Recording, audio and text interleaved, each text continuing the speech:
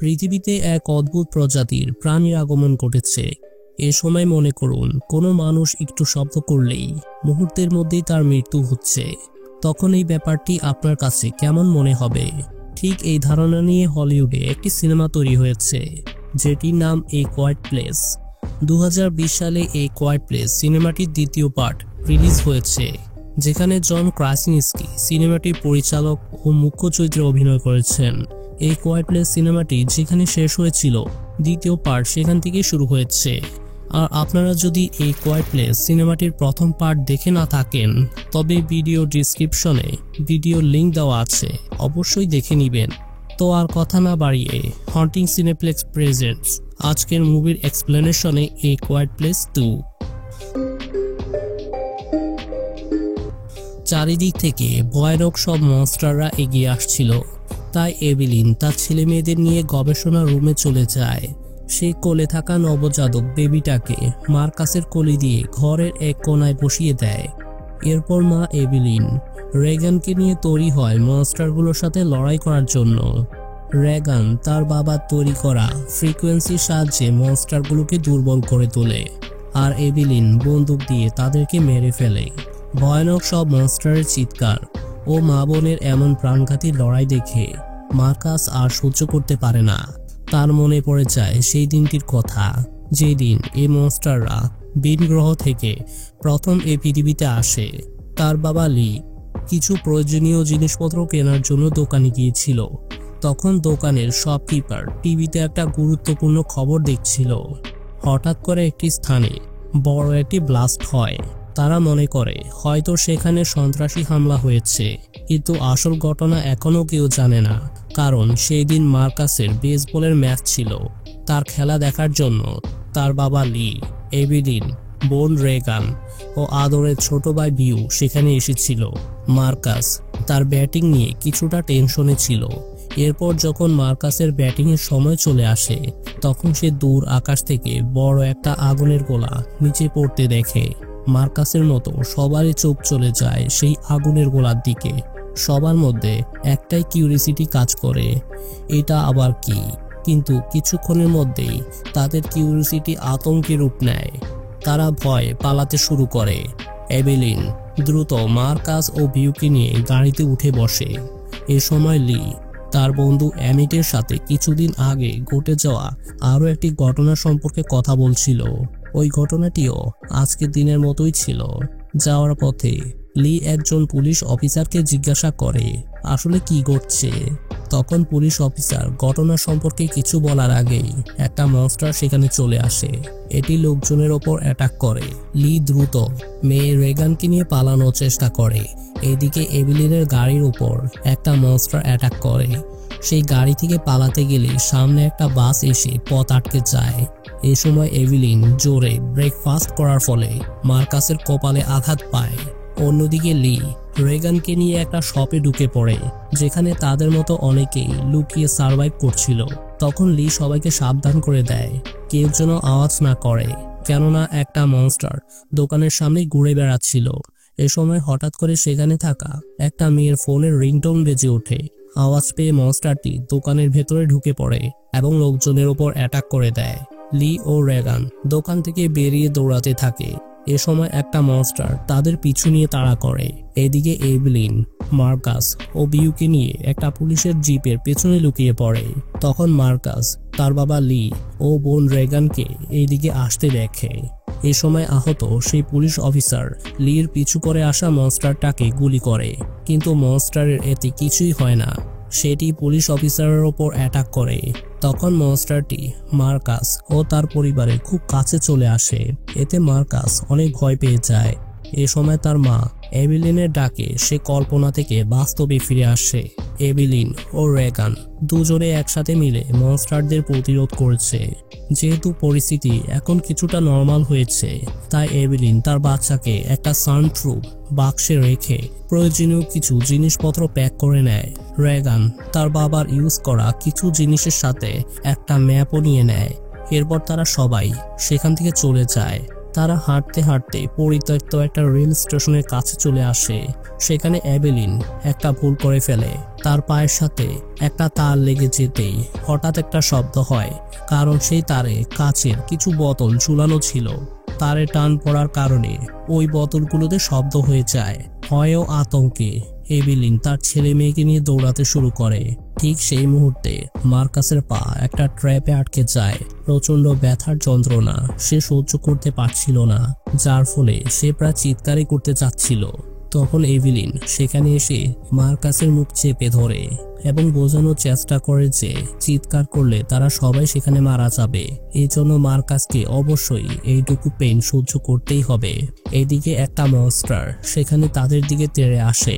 Reagan তাড়াতাড়ি করে তার হাতে থাকা ফ্রিকোয়েন্সির মেশিনটা অন করে দেয়। এতে করে মনস্টারটি কিছুটা দুর্বল হয়ে যায়। এই সুযোগে এবেলিন বন্দুক দিয়ে মনস্টারটিকে গুলি করে মেরে ফেলে। গুলির আওয়াজ পেয়ে অন্য মনস্টাররাও সেখানে চলে আসতে পারে। এই জন্য এবেলিন দ্রুত তার ছেলে মেয়েদের নিয়ে সেখান থেকে চলে যায়। তারা পরিত্যক্ত একটা কারখানার ভেতরে ঢুকে পড়ে। সেখানে মাস্ক পরা একটা লোক হঠাৎ এবেলিনের মুখ চেপে ধরে। লোকটা এবেলিনকে ইশারায় দেখানোর চেষ্টা করে যে তাদের পিছনে একটা মনস্টার ঘুরে বেড়াচ্ছে। এরপর তারা সবাই সুযোগ বুঝে সাউন্ডপ্রুফ একটা ভল্টের ভেতরে ঢুকে পড়ে। লোকটা এবেলিনকে বলে এখানে খাবার পানি কিছুই নেই, তাই এখানে বেঁচে থাকা পসিবল না। সে তাদেরকে হেল্প করতে পারবে না।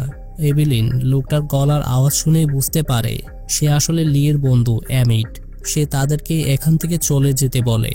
তখন এবেলিন বাক্সটি খুলে তার নবজাতক বেবিটাকে দেখায়, যাকে দেখে অ্যামিট কিছুটা ইমোশনাল হয়ে যায়। সে মার্কাসের চিকিৎসার জন্য এবেলিনকে অ্যালকোহল দেয়। মার্কাস ব্যথার যন্ত্রণায় ছটফট করছিল, তাই বোন রেগান রেডিও অন করে তাকে গান শুনতে দেয়। কিছুক্ষণ পরে রেডিওতে বিয়ন্ড দ্য সি নামে একটা গান বাজতে শুরু করে, যেটা শুনে এবেলিন ও রেগান কিছুটা চমকে ওঠে। কারণ লি বলেছিল এই গানটি হয়তো কোনো একটা ক্লু হতে পারে, এর মাধ্যমে কেউ কিছু একটা সংকেত দিচ্ছিল। কিন্তু এমিট সেটা বিলিভ করে না, কারণ গত 4 মাস ধরে গানটি রেডিওতে বেজে যাচ্ছে। এছাড়া গানটি যে রেডিও স্টেশন থেকে বাজানো হয় সেটি সমুদ্রের কোনো একটা আইল্যান্ডে ছিল। রেগান মনে করে হয়তো তার বাবা এই আইল্যান্ড সম্পর্কে জানতো, তাই মাঝরাতে সে মার্কাসকে ঘুম থেকে তুলে নেয়। এরপর সে তাদের বাবার নোটবুক ও ম্যাপে থাকা সেই আইল্যান্ডকে মার্ক করে। মার্কাস বোন রেগানকে রিকোয়েস্ট করে ভুল পথে যেন পা না বাড়ায়, কিন্তু রেগান তার কথা শোনে না। সকাল হতে রেগান সবকিছু নিয়ে বেরিয়ে পড়ে। এবেলিন সবকিছু শুনে অ্যামিটকে অনুরোধ করে তার মেয়ে রেগানকে নিরাপদে ফিরিয়ে নিয়ে আসার জন্য। এদিকে রেগান পরিত্যক্ত একটা ট্রেনের ভেতরে ঢুকে পড়ে। ট্রেনটিকে দেখেই বোঝা যায় মনস্টাররা হয়তো সেটির উপরে অ্যাটাক করেছিল। এরপর রেগান ইমার্জেন্সি কামরায় একটা ফার্স্ট এইড বক্স দেখতে পায়। রেগান সেটি নেওয়ার সময় হঠাৎ করে একটা লাশের কঙ্কাল তার হাতের উপরে চলে আসে। সে সরে আসার সময় ভুলবশত শব্দ করে ফেলে। ঠিক তখনই একটা মনস্টার সেখানে তার দিকে ছুটে আসে। রেগান দ্রুত অ্যান্টি ফায়ার ফ্রিকোয়েন্সি চালু করে শুট করতে থাকে, কিন্তু মনস্টারটির কিছুই হয় না। যেটা দেখে রেগান ভেবে নেয় হয়তো আজকেই তার জীবনের শেষ দিন হতে যাচ্ছে। ঠিক সেই মুহূর্তে অ্যামিট সেখানে চলে আসে এবং মনস্টারটাকে মেরে ফেলে। অ্যামিট রেগানকে ফিরিয়ে নেওয়ার চেষ্টা করে, কিন্তু রেগান খুবই জেদি ছিল।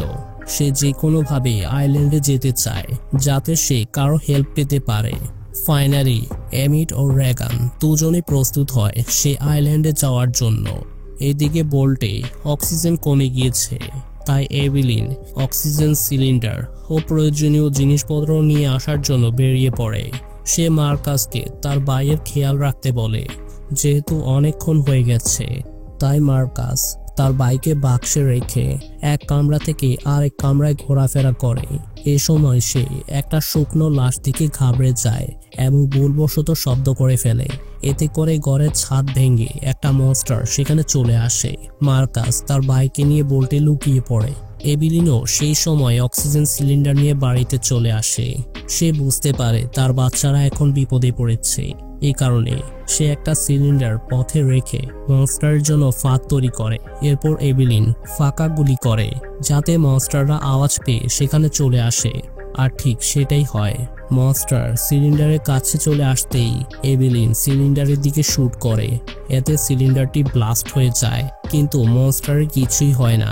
এবার এভিলিন অনেকটা ঘাবড়ে যায়। তখন সে উপরের দিকে তাকিয়ে দেখে সে যে ফাঁকা গুলিটি করেছিল সেটা পানির পাইপে লেগেছিল।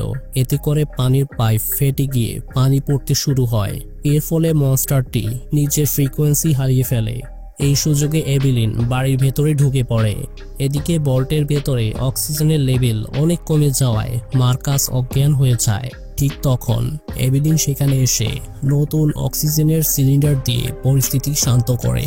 অন্যদিকে সমুদ্র পার হওয়ার জন্য রেগান ও এমিটের বোটের প্রয়োজন ছিল, তাই তারা একটা বন্দরে চলে যায়, যেখানে এমিট একটা ছোট বাচ্চা মেয়েকে দেখে হেল্প করতে যায়, কিন্তু মেয়েটা এমিটের গলায় একটা দড়ি পেঁচিয়ে ধরে। এ সময় সেখানে অনেকগুলো লোক চলে আসে। তারা রেগান ও এমিটের কাছ থেকে সব জিনিসপত্র ছিনিয়ে নেয়। এরপর তাদের টিমের লিডার রেগানকে তাদের সাথে নিয়ে যাওয়ার চেষ্টা করে। তখন এমিট রেগানকে ইশারায় বলে পানিতে ঝাঁপ দেওয়ার জন্য। রেগান সেটাই করে। এই সুযোগে এমিট পেছন থেকে লিডারকে অ্যাটাক করে দেয়। এ সময় তাদের মধ্যে হইচই শুরু হয়ে যায়, যার ফলে আওয়াজ পেয়ে মনস্টাররা সেখানে চলে আসে এবং তাদের ওপর অ্যাটাক করে মেরে ফেলতে থাকে। এমিট বাঁচার জন্য দ্রুত পানিতে ঝাঁপ দেয়। তার পিছু নিতে একটা মনস্টারও পানিতে ঝাঁপিয়ে পড়ে, কিন্তু এই মনস্টারগুলো সাঁতার কাটতে পারে না। এই ফাঁকে এমিট রেগানকে নিয়ে একটি বোটে উঠে বসে।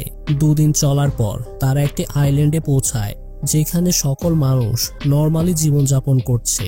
যেহেতু আইল্যান্ডটি সমুদ্রের মাঝে ছিল, তাই মনস্টাররা এখানে আসতে পারেনি। এখানে এমিটের সাথে একটা লোকের পরিচয় হয়।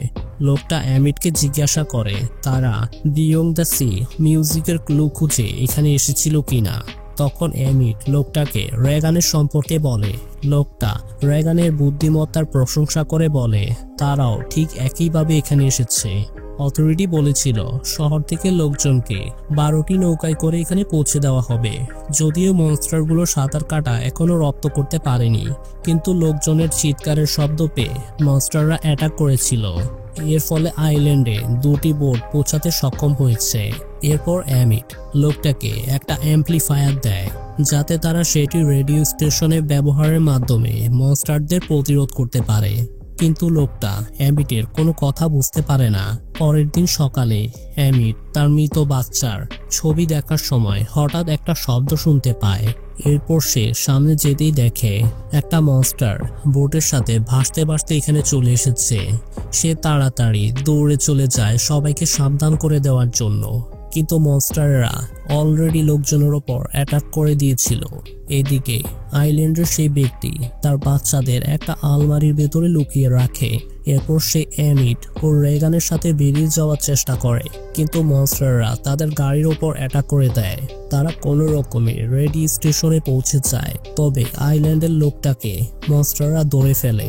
রেগান খুবই সাবধানে আর যে রুমের ভেতরে ঢুকে পড়ে, কিন্তু গ্লাসের শব্দ হওয়ার কারণে মনস্টাররা তার পেছনে চলে আসে। তখন এমিট রেগানকে বাঁচাতে গিয়ে মনস্টারের সামনে চলে আসে। ঠিক সেই মুহূর্তেই রেগান তার অ্যাম্পলিফায়ারটি মাইক্রোফোনের ওপরে ধরে। এতে করে মনস্টারটি দুর্বল হয়ে যায়। এদিকে এভিলিন বাইরে ফেলে আসা কিছু জিনিসপত্র নিয়ে আসার সময় একটা মনস্টার তার পিছু নেয়। এভিলিন ভল্টের ভেতরে ঢুকে পড়লেও মনস্টাররা তার পায়ে অ্যাটাক করে। এই সময় মার্কাস লক্ষ্য করে তার হাতে থাকা রেডিওতে রেগানের অ্যাম্পলিফায়ারের ফ্রিকোয়েন্সির শব্দে মনস্টার নাজেহাল হয়ে পড়েছে। সেই সুযোগে মার্কাস হাত দেরি না করে রেডিও সামনে রেখে গান হাতে নিয়ে মনস্টারটাকে গুলি করে মেরে ফেলে।